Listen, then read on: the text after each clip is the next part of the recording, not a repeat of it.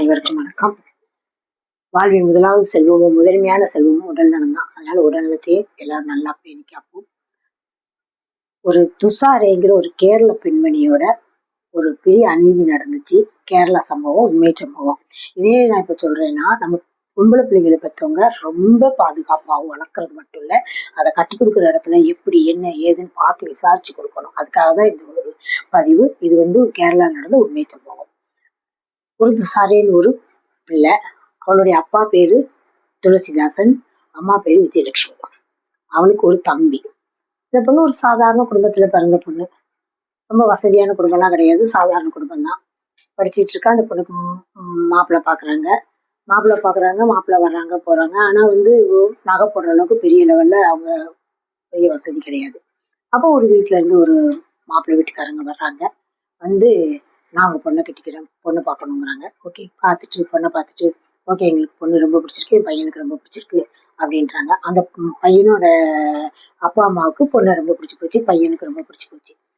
அப்போ அந்த பொண்ணோட, அதாவது துஷாரேங்கிற பொண்ணோட அப்பா அம்மாவுக்கு ரொம்ப சந்தோஷம். ஓகே, உங்களுக்கு என்ன நகை போடணும்னு கேட்குறாங்க. அந்த மாப்பிள்ளை வீட்டுக்காரங்க, எங்களுக்கு நகையெல்லாம் எதுவுமே வேண்டாம், எனக்கு பொண்ணு ரொம்ப பிடிச்சி போச்சு, மகாலட்சுமி மாதிரி பொண்ணு அழகா இருக்கான், இந்த பொண்ணை விட எங்களுக்கு வேற என்ன நகை வேணும், பொண்ணு கொடுத்தா போதும் அப்படின்றாங்க. அப்போ அவங்களுக்கு ரொம்ப மகிழ்ச்சி. இவங்க ஒரு 5 சென்ட் இடம் வச்சிருக்காங்க.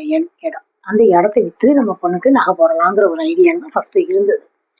அப்போ ஓகே, பொண்ணு நல்லா சம்மந்தம் வந்திருக்கேன்னு யாருமே சந்தோஷம் தானே படுவோம். ரொம்ப சந்தோஷமா இருந்திருக்காங்க. சந்தோஷமா இருந்த கையோட இவங்க ஒரு நிச்சயமும் பண்ணிட்டாங்க.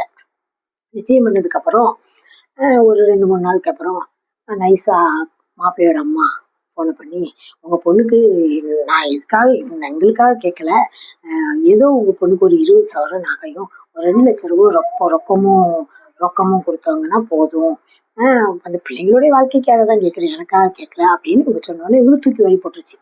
என்னடா நகையே வேண்டாம்னு சொல்றாங்க, இது சொன்னவங்க இப்ப திடீர்னு நகை கேட்கிறாங்களேன்ட்டு இவங்களுக்கு ஒரு பயம் வந்துச்சு. அந்த பயத்துல என்ன செய்யறதுன்னு தெரியல. அப்புறம் கல்யாணத்தை நிப்பாட முடியாது. காரணம் என்னன்னா, நிச்சயம் பண்ணியாச்சு. நிச்சயம் பண்ண பொண்ணுக்கு வேற மாப்பிள்ளை கிடைக்கணுங்கிறது அதுவும் இன்னமும் ரொம்ப கஷ்டப்படும் அப்படின்ட்டு, சரி நம்ம எப்படியாவது பண்ணிக்கலாம் அப்படின்னு இருக்கிற சமயம் அவங்க சொல்லியிருக்காங்க. ஒன்றும் பிரச்சனை இல்லை, உடனே கொடுக்கணும் அவசியம் இல்லை, 20 சவரம் நகையும் 2 லட்சம் ரொக்கமும் நீங்க மெல்லவே கொடுங்க, கல்யாணம் முடிஞ்சு ஒரு கொஞ்ச நாள் கழிச்சு ஒரு 3 வருஷத்துக்குள்ள நீங்க கொடுத்தா போதும் அப்படின்ட்டு ஒரு அக்ரிமெண்ட் பேப்பரோட வந்திருக்காங்க. இதுல கையெழுத்து போடுங்க, பேச்சோட இருக்கக்கூடாது, கையெழுத்து போட்டுருங்க அக்ரிமெண்ட் பேப்பர்ல. ஆனா அதுல என்ன எழுதியிருக்குன்னா, 20 சவரம் நகை 2 லட்சம் ரூபாய் ரொக்கம் கொடுக்கணும், 3 வருஷத்துக்குள்ள கொடுக்க முடியலன்னா அவங்க வச்சிருக்க 5 சென்ட் இடத்த உங்க பேருக்கு ரெஜிஸ்டர் பண்ணி கொடுக்கணும். இதுதான் அந்த அக்ரிமெண்ட்ல எழுதியிருந்திருக்கு. உடனே இவங்களுக்கு வேற வழியும் இல்லை, சரி நிச்சயம் பண்ணியாச்சு, வேற வழி கிடையாதுன்னு கையெழுத்து போட்டு கொடுத்துட்டாங்க. இந்த பொண்ணும் கல்யாணம் முடிச்சு கூட்டு போயிட்டாங்க. அந்த பையன் பேர், மாப்பிள்ளை பையன் பேர் சந்துலால், அவங்க அம்மா பேர் கீதாலால். கூட்டு போயிட்டாங்க. கூட்டு போனா அங்க போய் 3 மாசம் நல்லா ஜாலியா ஹனிமூன் ட்ரிப் மாதிரி நல்லா ஜாலியா விருந்துக்கெல்லாம் போயிட்டு நல்லா இருந்திருக்காங்க. அதுக்கப்புறமா இவங்க ஒரு நாள் பக்கத்து வீட்டுல சொந்த பந்தம்லாம் சொல்லியிருக்காங்க, இந்த மாதிரி இவங்க பொண்ணு கன்சீவா இருக்கா அப்படின்னு. கன்சீவா இருக்கான்னு பயங்கர சந்தோஷம். சரி, வீட்டுக்கு பொண்ணு பார்ப்போம்ட்டு வீட்டுக்கு பார்த்தாங்கன்னா, என்னாம வரலாம், நீங்க எப்படி வரலாம், என் பொண்டாட்டி எனக்கு பார்க்க தெரியும், வைக்க தெரியும். அந்த பையன் கொஞ்சம் ஓவரா பேசியிருக்கான். இவங்க சரி இப்படி மர்மம் சொல்றானே, என்ன கோவத்துல சொல்றாருன்ட்டு சரி ரொம்ப பெருசு பண்ண வேண்டாம்னு வீட்டுக்கு போயிட்டாங்க.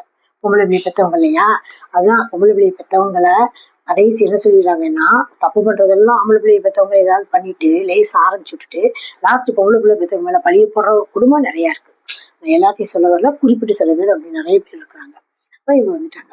அப்புறம் அந்த பொண்ணுக்கு சீமந்தம் பண்ணணும்ட்டு வந்தா, என் முன்னாடிக்கு நான் சீமந்தம் பண்ண தெரியும், நீங்க ஒண்ணும் பண்ண தேவையில்லை அப்படி இப்படின்ட்டு இது பண்ணுவாங்க. சரி, அப்படியே திரும்ப போயிடுறாங்க, வருத்தத்தோட போயிடுறாங்க. அது டெலிவரி ஆயிடுது. டெலிவரி ஆனது சொல்லலை, பக்கத்துல சொந்த பந்தவங்க அந்த மாதிரி டெலிவரி ஆயிருக்குன்னு இருக்காங்க. சரி, இந்த ஹாஸ்பிட்டலுக்கு பார்க்க போனா அந்த கீதாலாலுங்கிற அந்த மாமியார் என்ன பண்ணிட்டு, குழந்தைய தூக்கி வச்சுக்கிட்டு இன்ஃபெக்ஷன் ஆயிரும், அதனால நீங்களும் குழந்தைய தூக்கக்கூடாது, குழந்தைய கொஞ்சம் கூட கொடுக்கலையா அந்த அம்மா அப்பாட்ட. இப்படி ஓடிட்டு இருந்திருக்கு. 2வது குழந்தையும் மறந்துருச்சு. அப்ப இந்த பொண்ணு சொல்லிருக்கு, அம்மா எனக்கு ரொம்ப சாப்பிடணும் போல ஆசையா இருக்கு, எனக்கு ஏதாவது செஞ்சு எடுத்துட்டு வாங்கன்னு. அம்மாவுக்கு ஒரே சந்தோஷம். ஒரு பக்கம் கவலை, நம்ம பொண்ணு நம்ம எதுக்கு அது வேணும் இது வேணும்னு கேட்கற அளவுக்கு நம்ம வச்சதுலயே இந்த பொண்ணு நம்ம பொண்ணு இப்ப இப்படி கேட்கறான்னு ரொம்ப கவலையோட மகிழ்ச்சியோட எடுத்துட்டு போயிருக்காங்க. அதையும் தூக்கி வீசி அடிச்சு, எல்லாம் எதுவும் கொண்டு வர வேண்டாம், நாங்க பார்த்துக்குவோம், என் முன்னாடி டெலிவரி நாங்க பார்த்துக்குவோம், ஆச்சு வச்சுன்னு இந்த பையன் கத்துனது. திரும்ப இவங்க வீட்டுக்கு வந்துட்டாங்க. 2வது பெண் குழந்தை பிறந்துச்சு, 2 பெண் குழந்தை. அந்த மூத்த பெண் குழந்தைய ஸ்கூல்ல சேர்த்திருக்காங்க. எப்படி சேர்த்திருக்காங்க பாருங்க.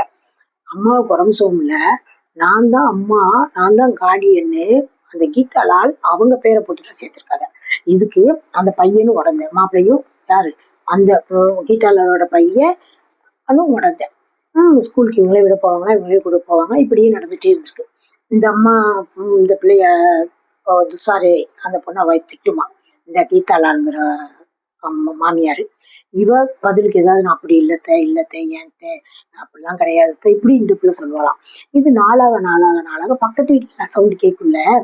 இது நாளாக நாளாக என்ன பண்ணிருக்கு, இந்த பொண்ணோட சத்தமே கேட்கவே இல்லையா வெளியே. இந்த அம்மா மட்டுமே சத்தம் கொடுத்து சத்தம் போட்டுக்கிட்டே இருந்திருக்கு.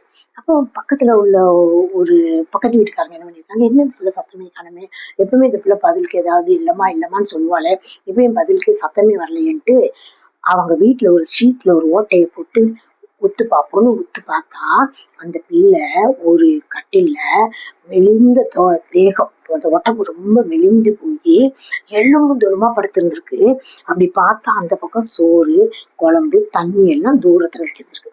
அப்ப இந்த பொண்ணு அந்த சாப்பாடையும் குழம்பு தண்ணிய பார்த்து பார்த்து ஏங்கி ஏங்கி இறக்கணும்.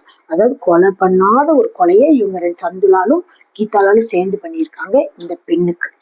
அந்த பெண்ணுடைய வயது 28 வயது. அந்த பொண்ணு இறந்து போயிடுச்சு. அப்புறம் அவங்க அம்மாவுக்கு எப்படி இறந்து போச்சுன்னா, அது ஒரு நாள் இறந்து போனோன்னா ஒரு பக்கத்துல உள்ள ஆட்டோக்காரர் தான் இந்த பொண்ணு கொண்டு போய் ஹாஸ்பிட்டல்ல கொண்டு போய் சேர்த்திருக்காங்க. ஹாஸ்பிட்டல்ல சேர்த்தா அங்க போற வழியில இறந்து போயிடுச்சுன்னு சொல்லிட்டாங்க. இதோடைய கதையை சொன்னா ரொம்ப நீளமா இருக்கும், ஒரு 45 மினிட்ஸ் வரைக்கும் ஆகும். ஸோ நான் அது ரொம்ப சுருக்கமாவே சொல்றேன். ஹாஸ்பிட்டல்ல போனா என்ன இந்த பொண்ணுக்கு எத்தனை வயசு, 28 வயசு இருக்கும். எப்படி 28 வயசு பொண்ணு 55 வயசு மாதிரி தோற்றம், முடியெல்லாம் வெட்டி இருக்கு. அவங்க செக் பண்ணி இது பண்ணி பார்ப்பாங்க இல்லையா, போஸ்ட்மார்டம் பண்ணணும். ஏன்னா இது கொலைதான் அப்படின்னு ஹாஸ்பிட்டல்ல முடிவு பண்ணிட்டாங்க. பண்ணி உடனே போலீஸ்க்கு இன்ஃபார்ம் பண்ணோம்னா போலீஸ்காரங்க உடனே அவங்க அம்மா அப்பாவுக்கு இன்ஃபார்ம் பண்ணி அவங்க அம்மா அப்பாலாம் வந்துட்டாங்க. வந்து பார்த்தா மகளை அந்த கோலத்துல பாக்குறப்போ ஒரு பெண்ணை பெற்றவங்களுக்கு எப்படி இருக்குங்க யோசிச்சு பாருங்க. நம்ம பெண்ணை பெற்றவங்களாம் ரொம்ப ஜாக்கிரதையா இருக்கணுங்க. நம்ம பெண்ணை நல்லா வளர்க்குறோம், படிக்க வைக்கிறோம், அதுங்களுக்கு நகை போடுறோம், அவங்களுக்கு நமக்கு முடிஞ்ச நம்ம எல்லாத்தையும் செஞ்சுட்டு ஒரு பொண்ணுக்கு இப்படி அநீதி நடக்கும்போது ஒரு அம்மா அப்பாவுக்கு மனசு எப்படி வேகும், எப்படி வேதனை தரும், அதெல்லாம் வார்த்தையில சொல்ல முடியாதுங்க. அப்புறம் ஹாஸ்பிட்டல்ல அவங்க அம்மா அப்பெல்லாம் பார்த்துட்டு ரொம்ப அழுதுருக்காங்க. அழுதுட்டு இவங்களும் ஒரு கம்ப்ளைண்ட் கொடுத்துருக்காங்க, என் பொண்ணுக்கு ஏதோ ஒண்ணு நடந்திருக்குன்ட்டு. அப்புறம் சரின்னு செக்அப்லாம் போய் பார்த்தா இந்த போஸ்ட்மார்டம் ரிப்போர்ட்ல என்ன வந்திருக்கு, இந்த பொண்ணுக்கு தண்ணி கொடுக்காம சாப்பாடு கொடுக்காம ஒரு நாள் 2 நாள் இல்லைங்க, கிட்டத்தட்ட பல நாட்கள் பல மாதங்கள் அப்படி அந்த பிள்ளைய வச்சிருந்திருக்காங்க. வயிற்றுல குடல்ல ஒரு சொட்டு தண்ணியிலையா சுருங்கி ஒட்டி போய் இருந்துச்சான். அவ்வளவு அநீதி பண்ணி இருந்திருக்காங்க.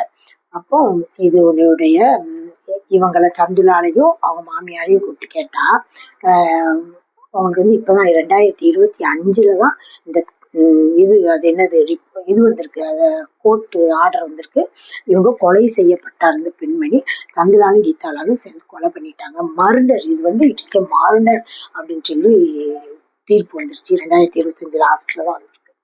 அப்போ இந்த பொண்ணை அவ்வளவு கஷ்டப்படுத்தியிருக்காங்க. இந்த பொண்ணு அவங்க வீட்டுல பேச விடாம போன் நம்பர் ஆஃப் பண்ணி வச்சிருக்காங்க. சொந்த பந்தங்களை வரவிடாம வச்சிருந்திருக்காங்க. ஒரு பிள்ளைக்கு அவ்வளவு ஒரு கொடுமையும் அநீதியும் பண்ணியிருக்காங்க. பெண்களாகிய நாம் பெண்களை பெற்று வளர்த்து ஆளாக்கி கெட்டி கொடுக்கும் போதே ரொம்ப ஜாக்கிரதையா கெட்டி கொடுக்கணுங்க. இதெல்லாம் கேட்கறதுக்கு அவ்வளவு ரொம்ப எனக்கெல்லாம் கண்ணுல தண்ணி வந்துருச்சுங்க இந்த பேப்பர்லாம் படிக்கிறப்பமோ இந்த நியூஸ் எல்லாம் கேட்குறப்பமோ. நான் இப்போதான் வீடியோ போடுறேங்கிறதுனால இதை சொல்றேன். நீங்க பார்த்துருப்பீங்க என்னுடைய வீடியோஸ் எல்லாமே பெண்களுக்காக தான் நான் போட்டுட்டு இருக்கேன்.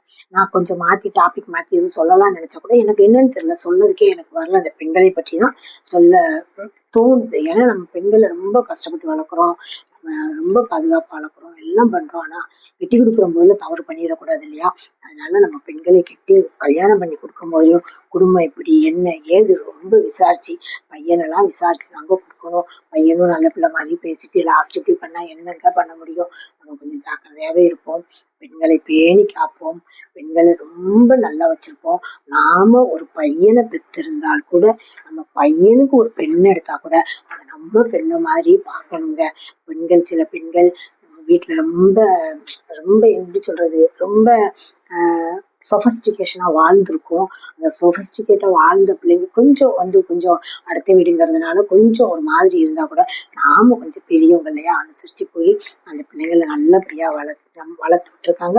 நம்ம அந்த பிள்ளைய நல்லபடியா பாத்துக்கணும். நம்ம பையனை கொஞ்சம் தட்டி கொடுத்து, அந்த பிள்ளை செல்லமா வளர்ந்துருக்கடா, அது கொஞ்சம் அட்ஜஸ்ட் பண்ணி போடா அப்படின்னு சொல்லி கொஞ்சம் காலத்துக்கு நல்லபடியா ஓட்டினா அதுக்கப்புறம் அவங்க சரியா போயிடுவாங்கங்க. அதனால நமக்கு பெண்களை பற்றி தான் டாபிக் நான் போடுறேன். ரொம்ப வணக்கம், நன்றி. பெண்களை பேணி காப்பது மட்டுமல்லாமல் பேணி வளர்ப்பது மட்டுமில்லாமல் அந்த பெண்களே தான் நமக்கு துணை. பெண்கள் இல்லாத உலகம் முழுமையான உலகமே கிடையாது. பெண்கள் நாட்டின் கண்கள். நன்றி, வணக்கம்.